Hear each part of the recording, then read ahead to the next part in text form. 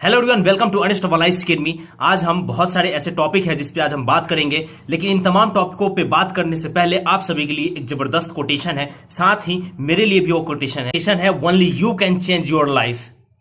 इसका मतलब आप समझ पा रहे होंगे, only you can change your life, no one can do it for you. सिर्फ आप ही अपने जीवन को चेंज कर सकते हैं। जो भी करना चाहते हैं, जो भी बनना चाहते हैं, सिर्फ आप ही कर सकते हैं, कोई दूसरा आपके लिए नहीं करेगा। इस प्यारी सी कोटेशन के साथ आज का टॉपिक के ऊपर हम बात करेंगे। उन टॉपिक को मैं पहले ही आप सभी को बता दूं, ताकि जिनको जितना आवश्यकता है उतना ही इस वीडियो को देखें और उसके बाद वो जा सकते हैं। अगर किसी को लगता है कि पूरा फुल वीडियो देखना चाहिए तो पूरा फुल वीडियो देखें। वैसे मेरा रिकमेंडेशन है कि इस वीडियो को आप फुल देखिएगा, आपको बहुत ही ज्यादा लाभ मिलने वाला है। तो पहला, नोटिफिकेशन के रिगार्डिंग। दूसरा, टॉपिक के रिगार्डिंग बात करेंगे कि आपका टाइम टेबल क्या होना चाहिए, स्मार्ट स्टडी कैसे आपको करनी है ताकि आप यूपीएससी सीएससी 2021 को 100% क्रैक करने के लिए तैयार हो जाएं, उसके ऊपर बात करेंगे। देन आज हम बात करेंगे स्टडी प्लान के ऊपर। टाइम टेबल हो गया, स्टडी प्लान हो गया, यूपीएससी नोटिफिकेशन हो गया। इन तमाम मुद्दे के ऊपर आज हम बात करने वाले हैं। Once again welcome to unstoppable academy. अगर आप इस चैनल पे नए हैं तो इस चैनल को सब्सक्राइब कर लीजिएगा, बेल आइकन को प्रेस कर लीजिएगा, क्योंकि जितने भी लेटेस्ट न्यूज, लेटेस्ट नोटिफिकेशन होते हैं अनस्टॉपेबल एकेडमी पे पहले मिल जाएगा।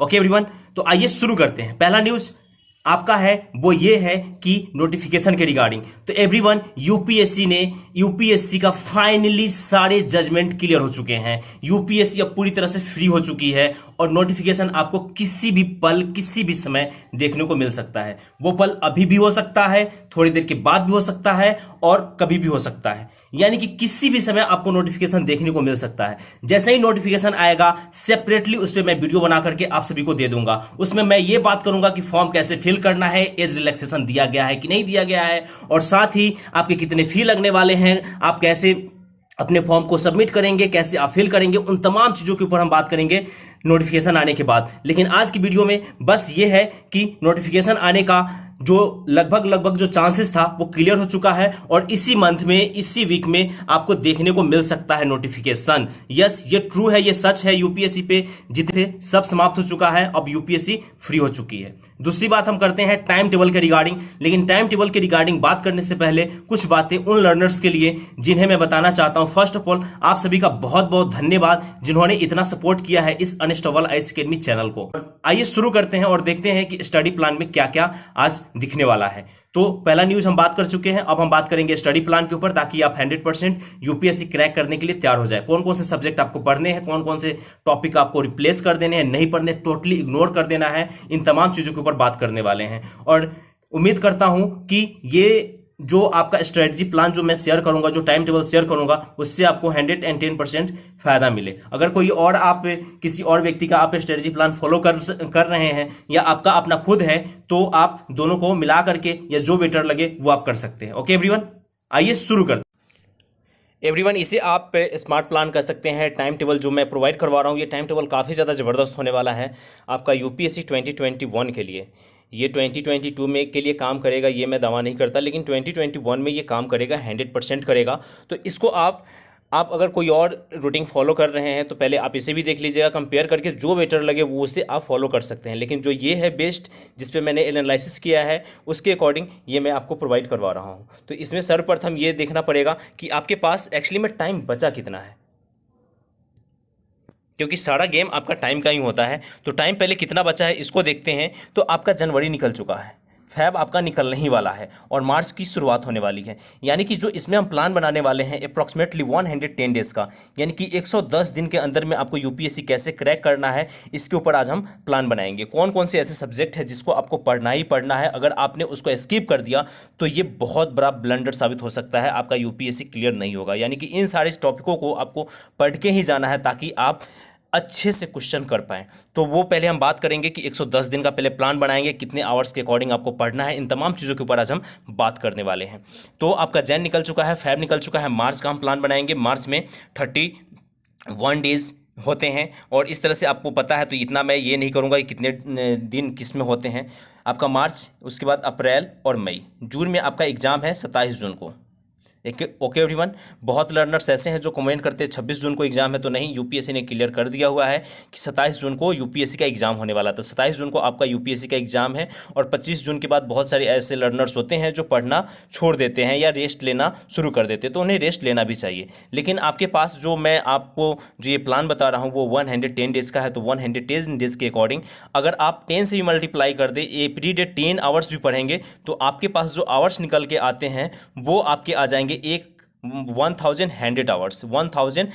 आवर्स आपकी स्टडी हो पाएगी। और इसके बीच में आपको कौन कौन से टॉपिक क्लियर करने हैं, कौन कौन से टॉपिक को आपको पढ़ना है, इसके ऊपर आज हम बात करने वाले हैं। तो आइए देखते हैं कि क्या क्या आपको पढ़ना है, क्या क्या आपको नहीं पढ़ना है। तो यहाँ पे एवरीवन आप देख रहे होंगे कि बैलेंस्ड स्कोर कार्ड, तो आपको बैलेंस स्कोर कार्ड के अकॉर्डिंग ही आपको अपने गेम को बनाना पड़ेगा, तभी यूपीएससी का प्रीलिम्स आप निकाल पाएंगे। क्योंकि यूपीएससी जिस तरह से अपना पैटर्न चेंज कर रही है और जिस टेक्निक का यूज़ कर रही है उस टेक्निक के अकॉर्डिंग अगर आप नहीं चलेंगे तो यूपीएससी का प्रीलिम्स पास कर पाना मुझे लगता है कि काफ़ी ज़्यादा मुश्किल है। और उसमें टेक्निक ये है कि आपको smart work plus hard work दोनों को करना पड़ेगा। और इसको करने के लिए आपको कौन कौन से सब्जेक्ट है जिस पे आपको बहुत ही ज़्यादा ध्यान देने की आवश्यकता है, और उसे अगर आप स्किप करते हैं तो एग्ज़ाम निकलने की जो चांसेस होते हैं वो लगभग बहुत कम हो जाता है। तो आइए देखते हैं कि कौन कौन से ऐसे सब्जेक्ट है जिसको आपको पढ़ के जाना है। तो यहाँ पर आप देख पा रहे होंगे कि पहले मैंने यहाँ पे दिया है Indian polity and governance. Everyone, अगर इंडियन पॉलिटी और गवर्नेंस को मर्ज कर दिया जाए ना तो ये दोनों को मिला करके प्रीलिम्स एग्जाम में आपका जो चांसेस बनते हैं क्वेश्चन के वो बनते हैं 18 से लेकर के 22 तक। 18 से 22 क्वेश्चन, 15 से 20 भी कह सकते हैं बहुत सारे लर्नर्स, लेकिन मैंने जहां तक देखा है previous year question, previous year data को, उसके अकॉर्डिंग मैं बता रहा हूं कि 18 से 22 क्वेश्चन आपको इंडियन पॉलिटी एंड गवर्नेंस से आपको देखने को मिलता है। इन तमाम सब्जेक्टों को देखने के बाद ये हम आगे देखेंगे कि क्या इन सारे सब्जेक्टों के पढ़ने के बाद क्या आपका प्रीलिम्स निकल पा रहा है या नहीं। क्योंकि आप जानते हैं कि 100 क्वेश्चंस आते हैं यूपीएससी के प्रीलिम्स में, और जो 200 मार्क्स का होता है जिसमें 120 मार्क्स आपका लाना अनिवार्य होता है आप ये एग्ज़ाम पास करने के लिए। वैसे इसका कट ऑफ मैं बता दूँ तो 120 से नीचे ही रहता है, लेकिन ये एक सिक्योर फेज माना जाता है कि 120 अगर आपका आ रहा है तो आप पास हैं, या 100 के प्लस में है तो आप पास माने जाते हैं। ओके एवरीवन, तो इस टारगेट को, इस यूनिक नंबर को कैसे अचीव करना है इसके ऊपर हम बात करेंगे। तो सर्वप्रथम हमने देखा कि इंडियन पॉलिटी है, और इंडियन पॉलिटी में जो क्वेश्चन बन रहे हैं वो 18 से 22 बन रहे हैं, या 15 से 20 भी कह सकते हैं। देन उसके बाद आप यहाँ पे देख रहे होंगे इन्वायरमेंट इकोलॉजी। इन्वायरमेंट इकोलॉजी में भी आपका क्वेश्चन का जो वेटेज है वो आप 20 तो रख ही सकते हैं कम से कम, ये भी आप 15 से 20 के बीच में रख सकते हैं। 15 से 20 क्वेश्चन इन्वायरमेंट इकोलॉजी से प्रत्येक साल ही बन रहे हैं। और साथ ही अभी तो एग्रीकल्चर का भी फेज इसमें ऐड ऑन कर दिया गया है, जहाँ से 2 से 3 क्वेश्चन आपको देखने को मिल ही जाएगा। तो पहला आपका इंडियन पॉलिटी एंड गवर्नेंस हो गया, जहाँ से 18 से 22 क्वेश्चन बनते हैं। दूसरा आपका इन्वायरमेंट इकोलॉजी हो गया, जहाँ से 15 से 20 क्वेश्चन बनते हैं। वहीं पे इंडियन इकोनॉमी की बात करें तो यहाँ से भी 15 से 20 क्वेश्चन आपको देखने को मिल जाता है। ये प्रत्येक साल वेरी करता है कि क्वेश्चन कितना आ रहा है, लेकिन इतना तो आता ही आता है, ये एक एवरेज डाटा है आपका। अगर इंडियन हिस्ट्री की बात करें जिसमें आपको मैं बात करूं कि एंशियंट हो गया, मेडाइवल हो गया और फिर मॉडर्न हो गया, इन तमाम सब्जेक्टों को ऐड कर दें, और अगर आप एंशियंट और मेडाइवल को छोड़ दें तो भी आपको मॉडर्न से 10 से 12 क्वेश्चन देखने को मिल जाता है। तो मॉडर्न का काफ़ी ज़्यादा वेटेज रहा है हमेशा यूपीएससी के प्रीलिम्स में, तो 10 से 12 क्वेश्चन आपको यहाँ से देखने को मिलते हैं। ज्योग्राफी की अगर बात करें तो ज्योग्राफी से भी आपको 8 से 10 क्वेश्चन देखने को मिल जाते हैं। 8 से 10 क्वेश्चन, वैसे 20 तक इसके नंबर्स जाते हैं, लेकिन 8 से 10 आप रख सकते हैं। और science and tech no doubt यहाँ से भी आपको क्वेश्चन देखने को मिलते हैं, 15 से 20 क्वेश्चन आपको साइंस एंड टेक से देखने को मिल जाते हैं। आर्ट एंड कल्चर से आप 3 से 4 क्वेश्चन का एक्सपेक्टेशन रख सकते हैं, और वैसे भी ऐसे ये टर्मिनोलॉजी से क्वेश्चन पूछते हैं जिसको बना पाना काफ़ी ज़्यादा मुश्किल होता है, तो वो भी आप देख सकते हैं। अभी मैंने करेंट अफेयर के ऊपर बात किया ही नहीं है। आइए एक एवरेज डाटा लेकर के देखते हैं कि आखिरकार अगर आप इतना करते हैं तो कितना आपका मार्क्स बन सकता है अगर इन सब्जेक्टों को पढ़ के जाते हैं, यानी कि इंडियन पॉलिटी पढ़ के जाते हैं, इंडियन इकोनॉमी पढ़ के जाते हैं, इंडियन हिस्ट्री पढ़ के जाते हैं, ज्योग्राफी पढ़ के जाते हैं, और इन्वायरमेंट इकोलॉजी पढ़ के जाते हैं, और थोड़े मोड़े साइंस एंड टेक को पढ़ के जाते हैं, तो क्या आपका प्रीलिम्स निकलने का चांसेस है या नहीं है, उसको अब देखना जरूरी हो जाता है। तो आइए बात करते हैं सर्वप्रथम इंडियन पॉलिटी। तो इंडियन पॉलिटी में अगर आप 15 मार्क्स भी लेते हैं, इंडियन पॉलिटी में 15 मार्क्स, ठीक है एवरीवन, देन उसके बाद आप इन्वायरमेंट में 15 नंबर ले सकते हैं। 15 मार्क्स आपका इंडियन पॉलिटी में, 15 मार्क्स आपका इन्वायरमेंट में, एंड देन 15 मार्क्स आप रख सकते हैं इंडियन इकोनॉमी में, क्योंकि 22-23 क्वेश्चन आते हैं तो 15 नंबर वहाँ से भी आप ले सकते हैं।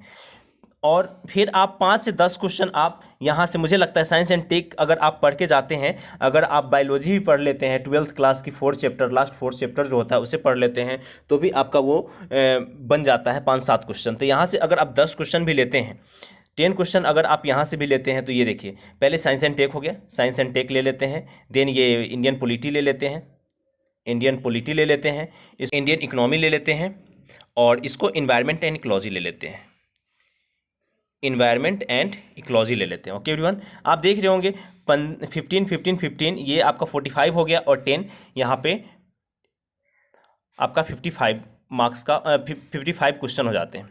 ये एक एवरेज डाटा है, 4 सब्जेक्ट से आपको 55 क्वेश्चन देखने को मिल रहा है, यानी कि प्रीलिम्स जो निकालने का जो चांस है यहाँ से आपका 90% चांसेस हो जाता है। ओके एवरीवन, तो ये ऐसे सब्जेक्ट है अगर आप इसे करके जाते हैं तो 55 क्वेश्चन तो आप करके ही आएंगे, जिसमें करेंट अफेयर मैंने छोड़ दिया है, करेंट अफेयर को मैंने देखा भी नहीं है, बताया भी नहीं है। 120 दिन है आपके पास, 10 घंटे आपको पढ़ना है या 12 घंटे पढ़ना है, ये आपकी अपनी कैपेसिटी हो सकती है, लेकिन prelims exam point of view से मुझे ऐसा लगता है कम से कम 10 से 12 घंटे आपको स्टडी करनी चाहिए, प्रत्येक सब्जेक्टों के ऊपर आपको टाइम देना चाहिए। बिकॉज अगर आप 55 क्वेश्चन कर पाते हैं यहाँ से इन सब्जेक्टों से, तो आपका जो प्रीलिम्स निकलने का जो चांस होगा ना वो 90% प्लस हो जाएगा। उसके बाद आप करेंट अफेयर थोड़ा मोड़ा पढ़े ही होंगे, आर्ट एंड कल्चर थोड़ा मोड़ा पढ़े ही होंगे, तो इन सारी चीज़ों के ऊपर हमने बात किया। अब सोर्सेज की बात करते हैं कि पढ़ना कैसे है और कहाँ से आपको पढ़ना चाहिए, वो सारा बात हम करते हैं यहाँ से, क्योंकि यहाँ पे देखेंगे सारे, जैसे कि मैंने यहाँ पे बात किया था कि जो मंथ का जो टेबल है इसके अकॉर्डिंग बात करेंगे। जैन आपका निकल चुका है, फेब आपका निकल चुका है, मार्च से हम शुरू करने वाले हैं। तो मार्च में आपको कौन कौन से सब्जेक्टों को अच्छे से तैयार कर लेना चाहिए। 31 डेज है, एक दिन आप अपने रेस्ट के लिए रख सकते हैं, और इसमें आपको जो देखना चाहिए मेरे उम्मीद से वो सर्वप्रथम आपको अपना इंडियन पॉलिटी समाप्त कर लेना चाहिए, इंडियन पॉलिटी समाप्त कर लेना चाहिए, और प्लस इन्वायरमेंट और इकोलॉजी आपको इसमें देख लेना चाहिए।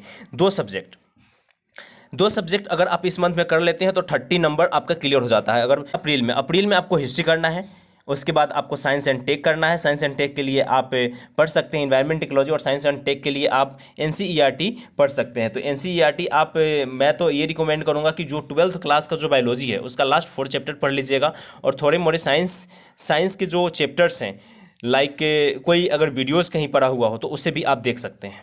उसके बाद मई में पूरा फुल रिवीजन कीजिए जितने भी आपने सब्जेक्ट पढ़ रखे हैं, और देन इन सभी चीज़ों, ये सारे काम करने के अलावा आपको एक काम जो करना है वो है आपको प्रैक्टिस सेट आप अगर 50 कुछ प्रैक्टिस सेट लगा के के साथ आपको एक और काम करना है कि एवरीडे आपको एक प्रैक्टिस सेट लगाना ही लगाना है। 120 दिन है, आपको कम से कम 50 प्रैक्टिस सेट लगाने पड़ेंगे, चाहे वो किसी भी संस्था का ले लीजिए, किसी भी इंस्टीट्यूट का लीजिए, कोई फर्क नहीं पड़ता है, लेकिन 50 आपको प्रैक्टिस सेट लगानी ही चाहिए। क्योंकि यहाँ से जैसे ही आप प्रैक्टिस सेट लगाएंगे तो आपको एक अंदाजा हो जाएगा कि आपने जो सब्जेक्ट पढ़ रखे हैं वहाँ से आप कितना क्वेश्चन बना पा रहे हैं, और कौन कौन से क्वेश्चन आपको नहीं बन रहा है। जो क्वेश्चन आपको नहीं बनेगा उसके ऊपर आपको ज़्यादा ध्यान देने की ज़रूरत होगी उस टॉपिक के ऊपर, ताकि अगले बार जब वो क्वेश्चन आ जाए तो वो आपसे बच के ना जाए, वो आपकी गिरफ्त में रहे। ओके एवरीवन, तो फिर मैं वही बात करूंगा कि आपको 50 मॉक टेस्ट लगाने हैं, और 50 मॉक टेस्ट, एक मॉक टेस्ट में आपका 100 क्वेश्चन होता है, और 50 मॉक टेस्ट अगर आप ले लेते हैं तो अप्रॉक्सीमेटली 5000 क्वेश्चन के ऊपर आपका एनालिसिस हो जाता है, और 5000 क्वेश्चन बहुत ज़्यादा होते हैं,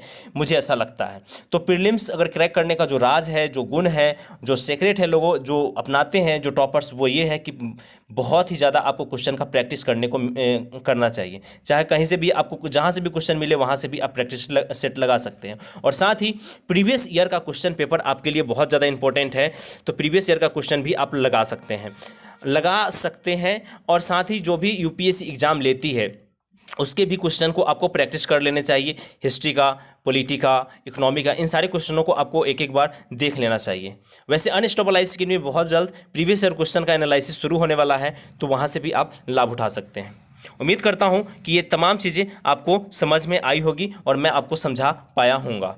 अब कौन से एक एक टॉपिक आपको पढ़ने हैं उसके ऊपर सेपरेट वीडियो मैं बना करके डाल दूंगा, क्योंकि ये वीडियो बहुत ही ज़्यादा बड़ा हो जाएगा। ओके एवरीवन, तो अपनी तैयारी कीजिए, अपनी तैयारी में जान डालिए और बहुत अच्छे से तैयारी कीजिए, और इस साल का UPSC आपके नाम होना चाहिए। थैंक यू सो मच, और अनस्टॉपेबल आईएएस अकेडमी को अपना प्यार देने के लिए बहुत बहुत धन्यवाद।